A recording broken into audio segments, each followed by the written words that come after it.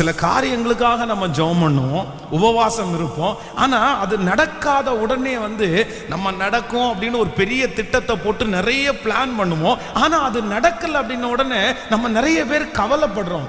ஆனால் ஒன்று நீங்கள் மனதில் நினைத்து கொள்ளுங்கள், உங்களுக்கு என்று ஆண்டவர் ஒன்றை வைத்திருப்பாரானால் அது கண்டிப்பாக உங்களுக்கு தான் அது கிடைக்கும். அது உங்களை விட்டு வேற ஒருத்தருடைய கையிலையும் போகாது. அப்படி ஒன்று நீங்கள் அவ்வளவு ஜெபம் பண்ணியும் உங்களுக்கு கிடைக்கலன்னா அதை குறித்து ஆண்டவருடைய பிள்ளைகள் ஒரு நாளும் துக்கப்படக்கூடாது. நீங்க என்னதான் படணும் அப்படின்னா சந்தோஷம்தான் படணும்.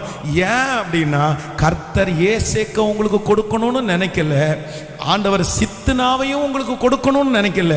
கர்த்தர் உங்களுக்கு ஒரு பெரிய ரகபோத்தை கொடுக்கணும்னு கர்த்தர் நினைச்சிருக்கிற அந்த ஒரே காரணத்திற்காக மட்டும்தான் அது நமக்கு கிடைக்காம போயிருச்சு.